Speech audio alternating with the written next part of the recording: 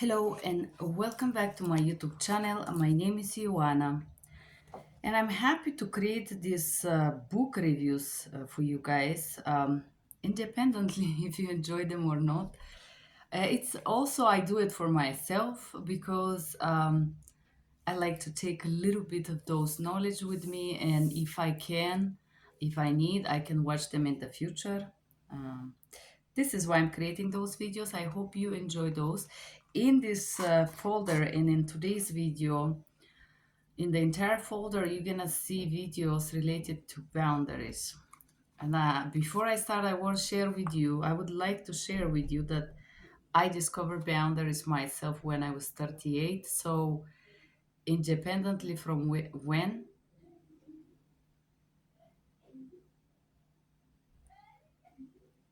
do you watch those videos? It's just my neighbor started as speakers right when I start to record this video, but I'm not gonna give up. I'm gonna keep doing what I do.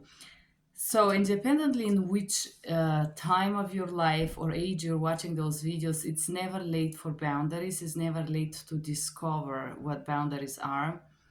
For the entire life, since I remember myself, since a child, I always had that feeling that I'm missing something that other people knew and had access to, and I didn't know what was that.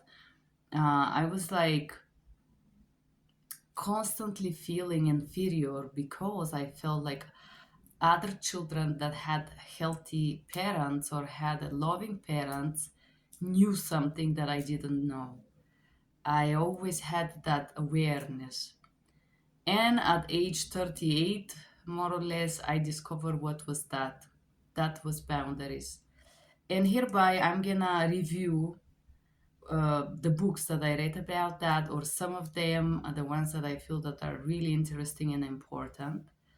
And in today's video, we're gonna talk about boundaries, parents, and teenagers. This book by Jeffrey Dawson. I'm gonna review this book and I'm gonna repass the things that are important or I found important for me. The reason that I decided to read a teenage book about boundaries is because I did not have a parents who respect boundaries, who knew what is boundaries. Quite the opposite. I was abused if I dare to have a boundaries, and because of that, in my process of reparenting, I decided to start with the teenage books, and I did few of them, which some of them I kept, some of them I did not, but I'm gonna just start very softly with this book. Let's start. It's quite likely that you wonder how boundaries can be healthy for your child, but in fact, the boundaries that you set for your child to live within can meet all the differences as far as their health is concerned. So, this book is for parents and how parents can teach children boundaries. The, the kinds of boundaries that are suggested in this chapter are those that affect your teen's health and safety.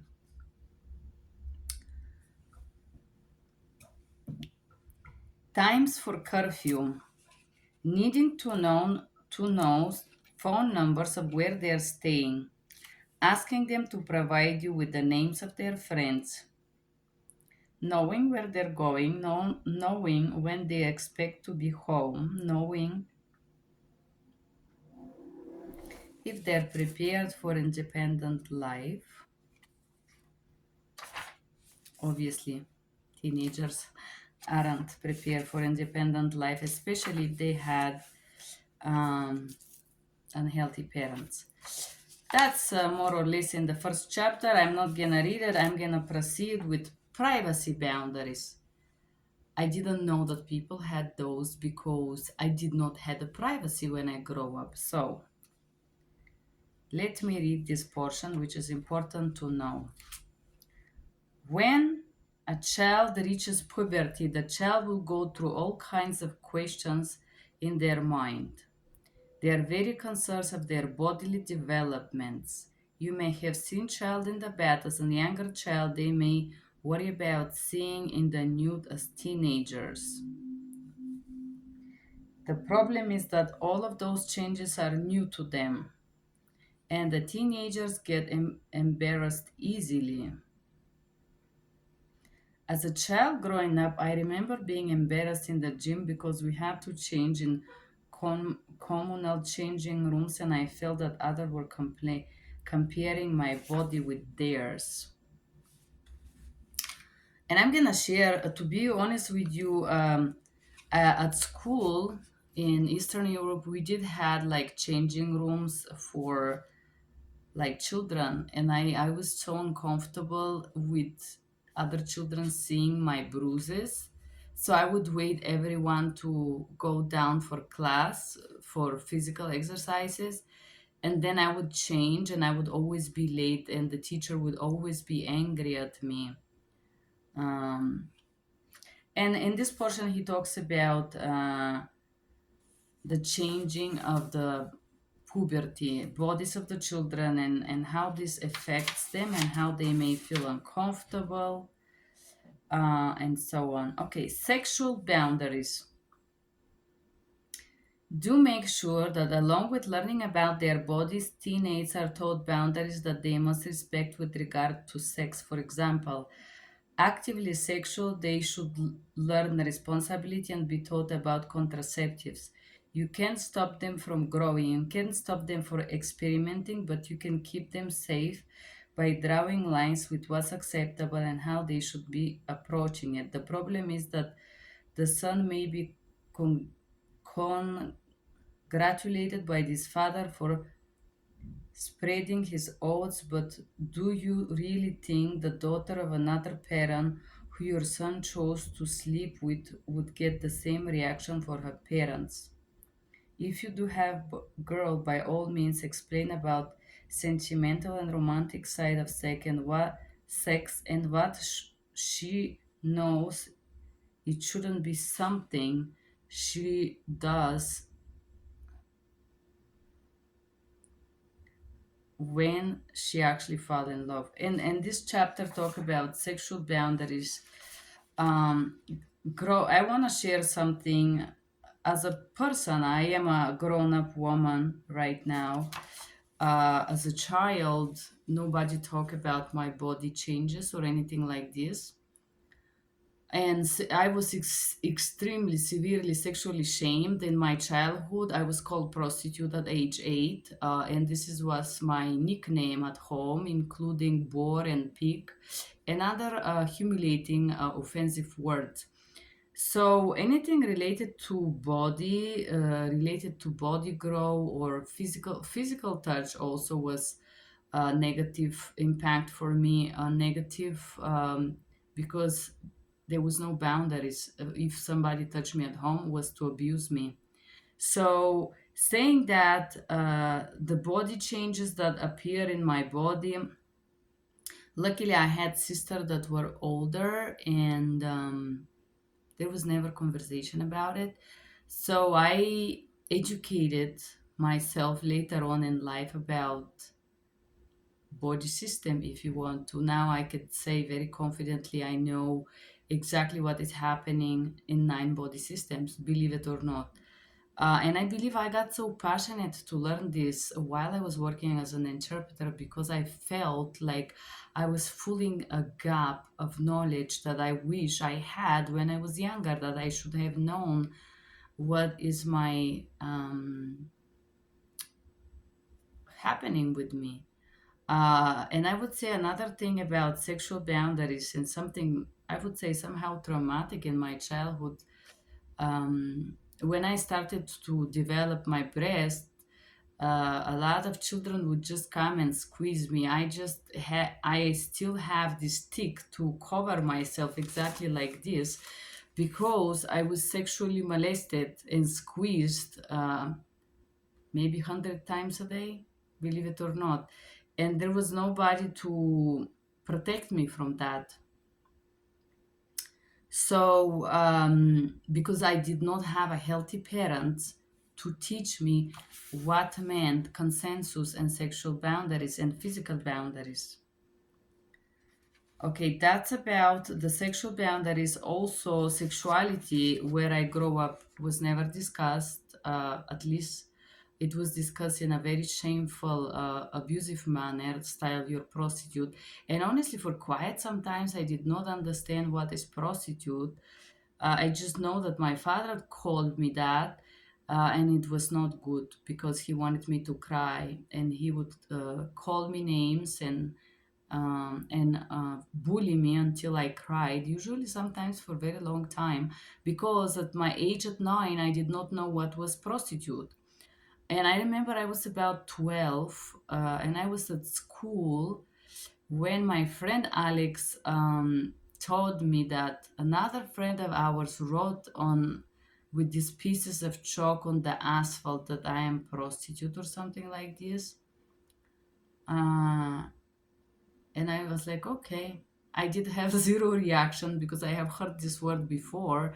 I knew it was something offensive. And then my friend Alex was like, yeah, she said that for you. And I'm like, okay. And she's like, so you don't know what this mean? And I'm like, no. And then Alex told me what this meant.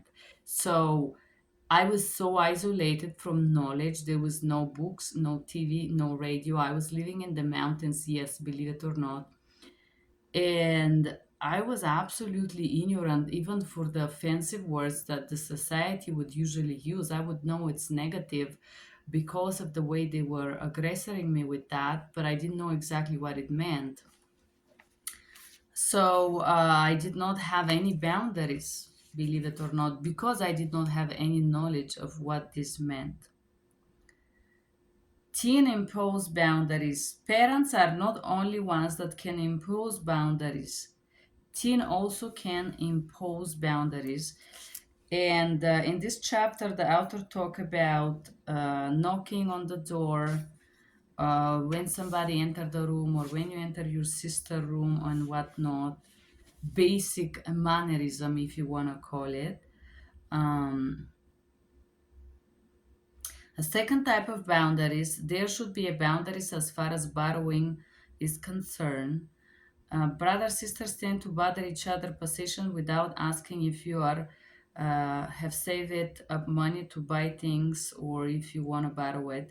So in my childhood, my brother was allowed to take my things and sell them or do whatever he wants with them, and I was usually punished if I dare to ask where my belongings are.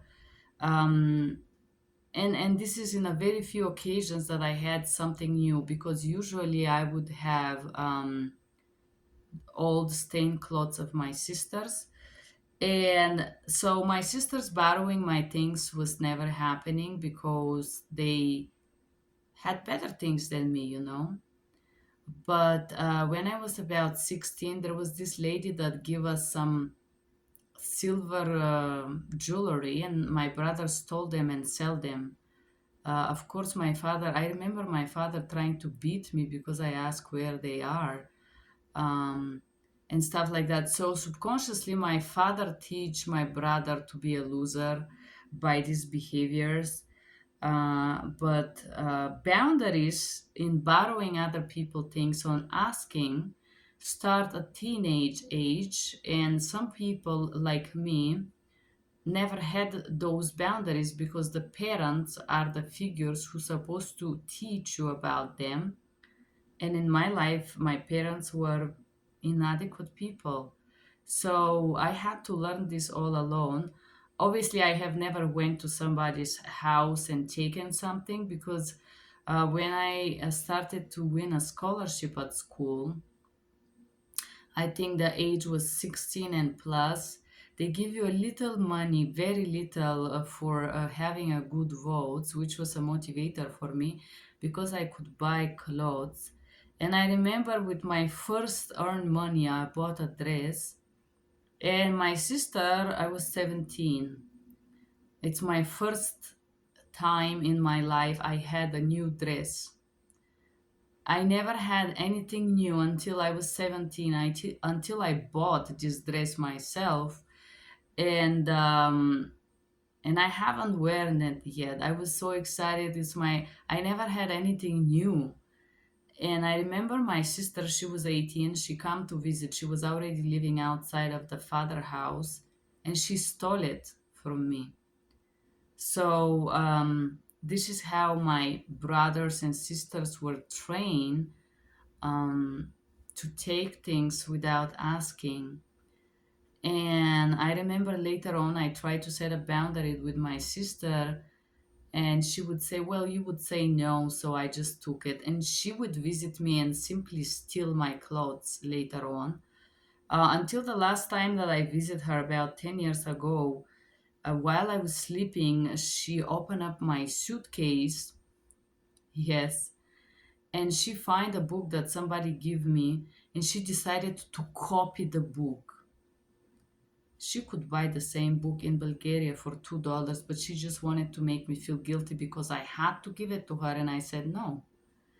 And anyways, this is boundaries aren't something that you can impose to people who aren't willing to listen, but parents educate children to have those boundaries. Sleepovers, teenagers, some of the opposite sex are so uncool, and sleepovers with children. Okay, another interesting about if you're trying to prove a point that you are an adult, be one by avoiding those behaviors. Slam the door, teasing brother, sister, offer to help around the house, put your uh, washing away and thank your mom if she iron it. Do learn not to sulk. Well, I think this is very interesting portion here about slamming doors. Uh, these behaviors of slamming doors are learned by adults around you. My father girlfriend would slam door. Yes, they would fight with my brother and scream, and then she would slam the door and walk away. And later on, when I visited my sister in the USA, she would have exactly the same behavior, slamming the door when I was addressing events that uh, should not have been occurring. So this is very interesting. It's more like, oh, teenagers, don't do this, don't do that. Well, teenagers learn by copying what they see. How teenagers dress. Well, teenagers are influenced by what other children wear and what they have to wear. I usually wear my sister older clothes. Instead of trying to talk about how teenagers dress, I think it's a mother's role to uh, learn to teach a girl to be elegant and how to be a lady. You don't have to be a teenager to have a conversation about that. If you let your girl to run semi-naked for 16 years, obviously at 16 she wasn't this child wouldn't suddenly start to cover their body, you know. The girls learn to dress very young, 3, 4. They like to put cute clothes. You know, we have that inside. It just needs to be cultivated. I don't think this should be discussed at age 16. Give and take. Boundaries are very difficult to set up for all kids within a family because each child needs different boundaries. If you stop a baby from getting near to a dangerous areas of the home, there comes time when you drop those boundaries because you know the child is old enough to understand. So parents also need to be adaptable. You can't go on a tearing a teen like a kid and expect the teen to actually respond to positive manners. Okay, chapter 5. Boundaries to help monitor early teenagers. Um, Adult supervision. Just because child reached 13 maybe as tall as the parent doesn't mean that they don't need adults around.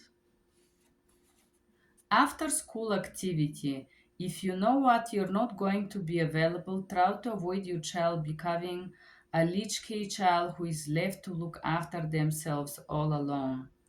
The best way to do things is to organize their lives so they have activities.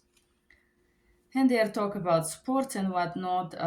Yeah, for me, after school, I had to work. I was always busy. If I wanted to play with children, that was a big problem. Part-time jobs, this is good. Make sure the boundaries you set for a child are safe. Don't encourage your younger teenagers to hang out with older teens. Or I would say with older people in general. This is when things get wrong there.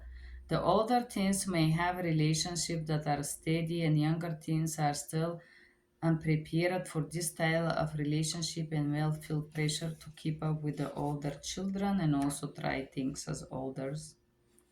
Teenagers and dating, discussing dating and safety and meeting other children. I keep remembering in my school, maybe like I was 8 or 10, in the next class there was a boy and a girl, and they were like loving each other. In the pictures they would hug each other and be super cute, and they would express some physical affection in a healthy way. Physical touch that was a hug, and I help you and I carry your bag and stuff like that. That was so cute. And developing a healthy emotional connections starts from a very young age. And I remember that was the only two children in school who were able to, and that was for a very long time. And in all the pictures of the school, they hug each other, and it was very cute. And all our other children were like jungle children. What is that? But I remember those two kids that were very sweet with each other. So having like a girlfriend as a child and a boyfriend is sweet, and this is where educating self-respect it starts with the girl and the guy. It doesn't start suddenly at age 16. You're a teenager. Hello, I want to talk to you about dating. Because children interact before that. And as a children, you warm them up to interactions with having friends and liking girls and liking guys, and the boys bring flowers and all of these things that little children do. So I don't think this is thing that should be just told suddenly. You be quiet for 16 years and you wake up at 16, and you start to talk to your child about dating. Well, the child has already probably had intimacy at this age. So it's kind of, I think the connection with children should be built persistently, not at age 16 immediately after birth. It should slowly build with their growth, discuss things related to what they're experiencing, related to their age. You do not suddenly start talking about dating at age 16, right? But this is very interesting book. Nobody talked to me in my childhood about dating. Actually, that was forbidden. Okay, teen responsibilities. Looking after possession, there may be allowance as stakes. The children has chores around the house, and they're expected and perform before they get their allowance or something to do. Looking after themselves. Teens also need to learn self-reliant. If a teen chooses not to clear their teeth will decay. Washing regularly, looking after their body. And mental welfare. I worked as a parent governor in a school. While my job involved visiting parents of troubled teens, those teens who had difficulty learning.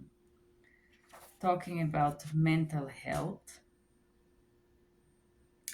Parents who encourage kids to be creative really profit from inspiring craft. Physical welfare. The physical welfare of a teenager is important. Imagine a child who is never exercised, who eats all the wrong foods, who is drawn to all the hormones changes.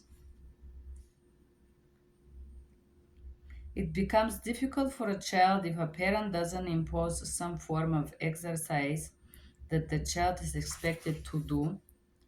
All of these things are amazing. I think the best thing a parent can do is give personal example. If the parents eat McDonald's and all unhealthy food, the child is gonna copy that. And the parent who is unhealthy and obese cannot set up those boundaries with the children, cannot force them to exercise. Why? Because the parents do the opposite and the child will copy that. Because children are learning by seeing, by copying. Uh, but setting boundaries is great, and showing how it's done is also great examples. Keeping track of your teen, or basically being responsible, online accountability, how long time the teenagers spend online, socializing and limiting socializing, okay? Teens and eating. Signs of eating disorder. A child may avoid eating at the same time as parent and they make the excuse that he has eaten earlier at a friend's house. You need to see your children eat. I had a friend, she had an eating disorder at 17, bulimia. My best friend was bulimic, and I remember I would hold her hand while she would puke and I would cry. And I asked her why she does it, and she told me that she wants to be skinny because she's afraid that if she gained weight, her boyfriend wouldn't love her. He may leave her. Of course, her family did not know this. Um, and I think eating disorder is something that parents wouldn't usually see, especially neglectful parents. Uh, Reasons for eating disorders and boundaries. Help your child with eating disorders, boundaries, and healthy food. What about kids turn vegan or vegetarian? Okay, dealing with the withdrawn teenager, broken relationships between the parents, socially awkward teenagers. I think teenagers doesn't simply become socially awkward. Part of it, they're trained to be socially awkward, and part two, the parents are also socially awkward because of that. Teenagers do this. They don't socialize. Then there is a portion talk about teenagers and drugs. Of course, this is part of teenagers' life. School smoking, how you see people smoke. It's so ridiculous. You're gonna find someone to smoke with you. Um, Financial boundaries. Chances that your teenager is costing you money for many things. And dangerous drugs. What boundaries you should impose as far as cannabis is concerned? Well, I will tell you, children that have healthy and happy emotional connection with their parents, they don't usually need to experience these things very early just because they are having a good life. You know, people that go into drugs, teenagers that go into drugs is because they become interested in those things for reasons, which is usually abuse. So if you are abusing your children, what I'm saying is don't expect them to be a perfect A students. Teaching teens about the mutual nature of respect. One of the things that is difficult for a teen is to learn to respect come from respect. Try to start teaching a teen from the moment the child is old enough to understand. When a teen is begging for your respect as an adult after begging like a spoiled child, it's not likely to happen. You need to make a teen aware that the home that the teen is living in can always be considered as their home. Talk about respect with the teenagers. Well, if you do not have self respect, no talking is going to educate the teenager in any of that respect and how it is earned. By teaching a teen all about respect, you also teach the child a life lesson that the teen can take into adulthood. The teen wants to be treated like an adult. It would be understandable to expect them to treat their possessions and the home with respect. Respect is gained by teens that understand that if they want respect from their parents, they also have to be respectful, respect the wishes, and living in the same room, respecting the rules.